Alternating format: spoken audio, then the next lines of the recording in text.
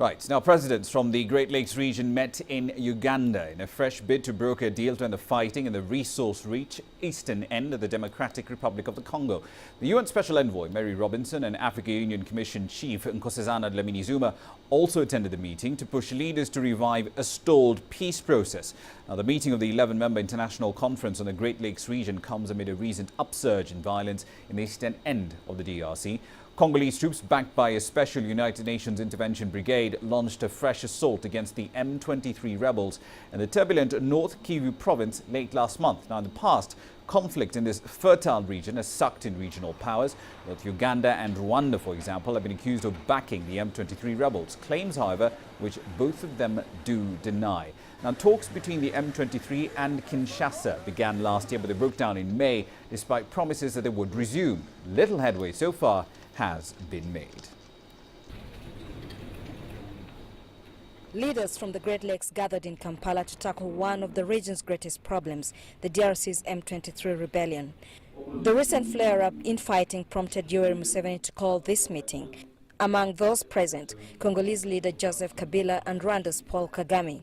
The meeting ended with a call for talks within 3 days, and the summit's looking for a positive conclusion within 2 weeks. To resume dialogue without further delay and conclude it positively and within a reasonable time frame. The dialogue should address all the root causes of conflict and also urge the parties to respect and fully implement all the agreements. The Peace, Security and Cooperation Framework is a unique opportunity for the region, and if we let it go and allow tensions and armed conflict to prevail, then the quest for peace and security will fatally derail, and we will have missed a unique chance and failed in our collective responsibility.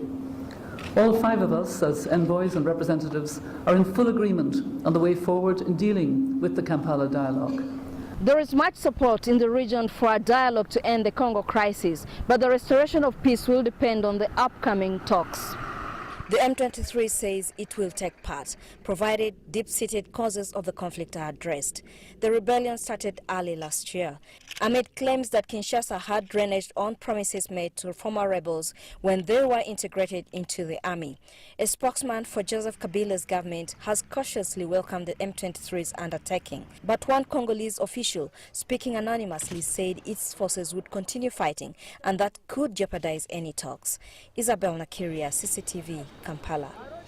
Now that's, of course, Isabel Nakiria from Kampala. The latest developments on the talks there. Let's go live to Goma, where CCTV's Jane Keo is standing by. Jane, you do understand that a fairly high-powered team of diplomats from the United Nations and the African Union is on its way to Goma.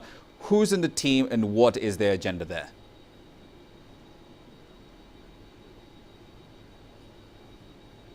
Well, Rama, that delegation from Kampala has just concluded a closed-door meeting with the governor of Goma at his office, which is right beside me.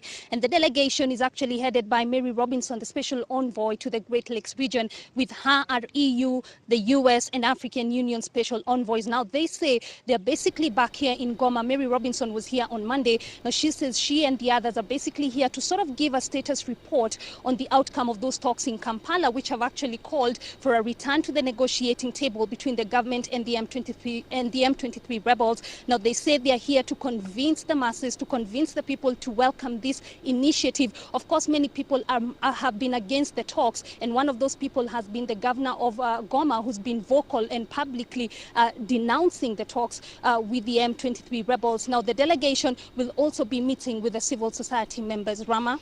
Indeed, Jane. How closely have these talks in Kampala been followed by individuals in Goma, of course, who are the most affected by the conflict in the eastern end of the DRC? What's their reaction been to the outcome, this recommendation for talks to resume between Kinshasa and the M23 rebels?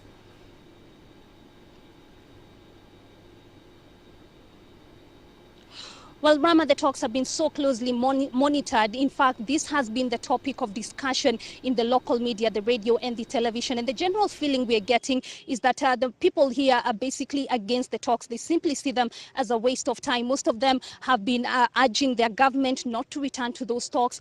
They feel that the military initiatives taken by the Joint Intervention Brigade, by the Force Intervention Brigade alongside the Congolese soldiers is the way to go. And Rama, even as those talks prepare to kick off, possibly possibly by Monday. There are various sticking points to this that could prove to be a hurdle to those talks. And one of the issue has been that of amnesty to the worst offenders in the M23. Now, M23 may actually have a problem with this because several of its top commanders have actually been blacklisted. They've been sanctioned, and we expect them to raise. This will be one of the issues they'll have a problem with. The other is the disarmament. The other one is disarming of the rebels, and this is most likely to come up in the beginning of the talks. So generally, the feeling here is that most of the people, while this has been the outcome in Kampala, they're not pinning their hopes even to the talks that are set to resume possibly on Monday. Rama? Indeed. Thank you very much for that update. That's CCTV's Jane Keo live over in Goma with the latest reactions, of course, from the ground, from the individuals who are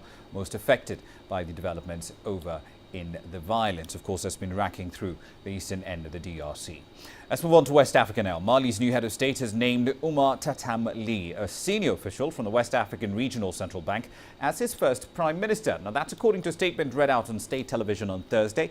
Lee's a technocrat who rose through the ranks of the Regional Central Bank to become country director and then special advisor to the governor. His nomination is the first sign of President Ibrahim Boubacar Keita sticking to a pledge to put technical competence ahead of party affiliation in his government. The announcement comes a day after Keita was sworn in, pledging to stamp out corruption and bring peace to Mali after a fairly turbulent 18 months. Time for a short break here on Africa Live. Here's what's coming up next. There is no military solution.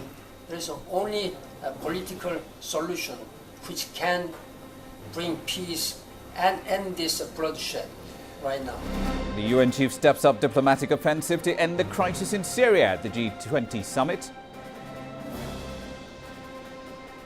And Zimbabwe is in for a fairly rough time as food stocks dwindle. We'll have the latest from Harare.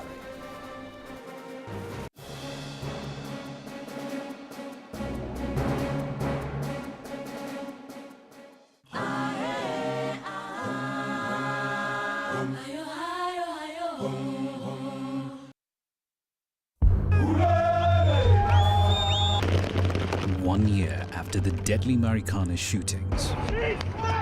It's worse. The worst in post-apartheid South Africa, labour unrest continues to plague Africa's biggest economy. We get nothing from that 16 up to now. Our demands are reasonable. This week, Talk Africa analyses the origins of a potentially explosive problem that could push South Africa to the brink.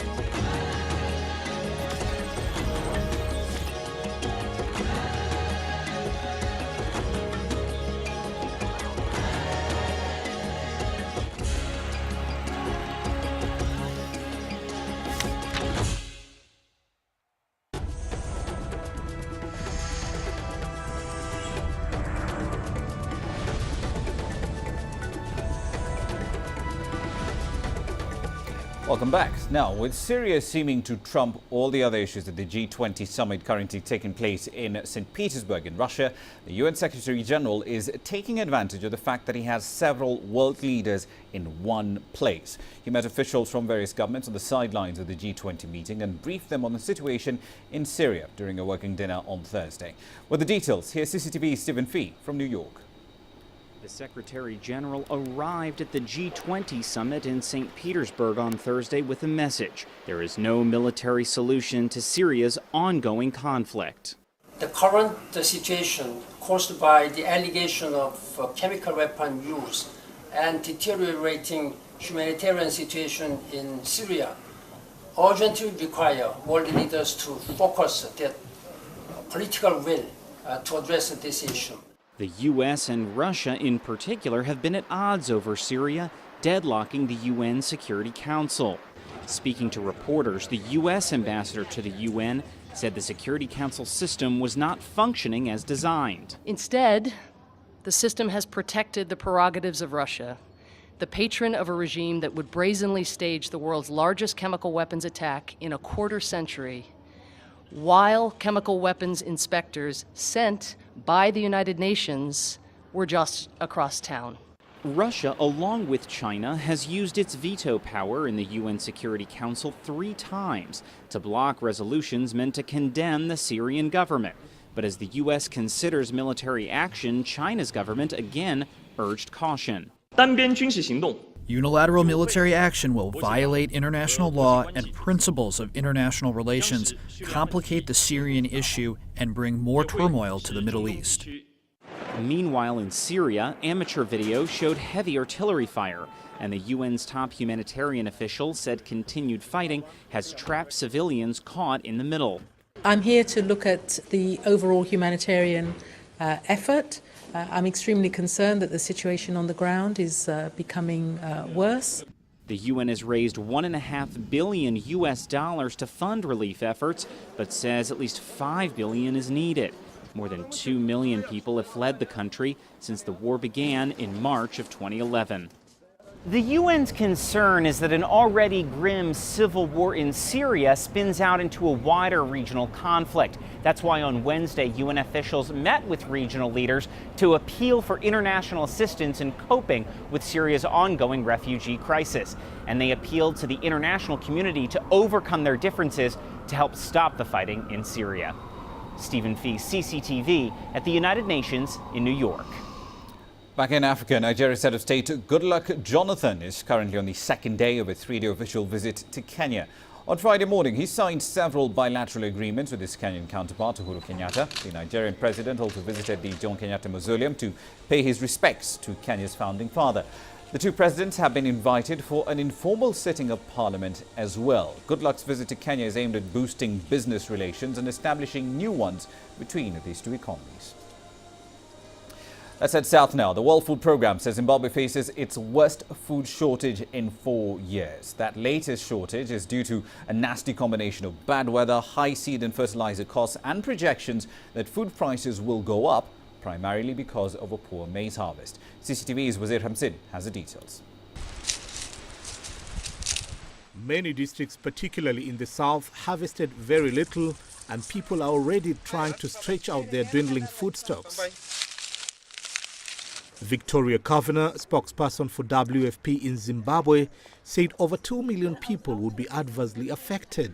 The food security situation is deteriorating, and it's the worst since 2009.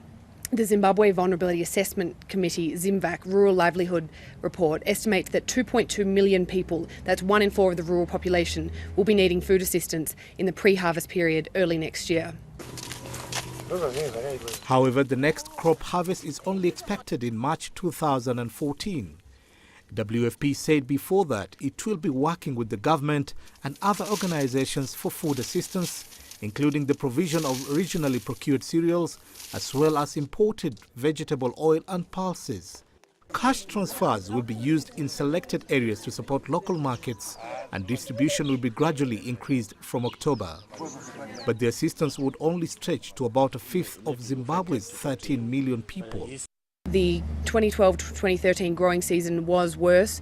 The rainfall was more unfavourable. It was late, there was some flooding in January, and then there was a prolonged mid-season dry spell. Confronting the stiff economic challenge, the re-elected President Robert Mugabe and his ZANU-PF party have promised food imports, saying no Zimbabwean would die from hunger. Wazir Hamsin, CCTV. 15 minutes into the hour, let's chase the money. Here's what's coming up in business.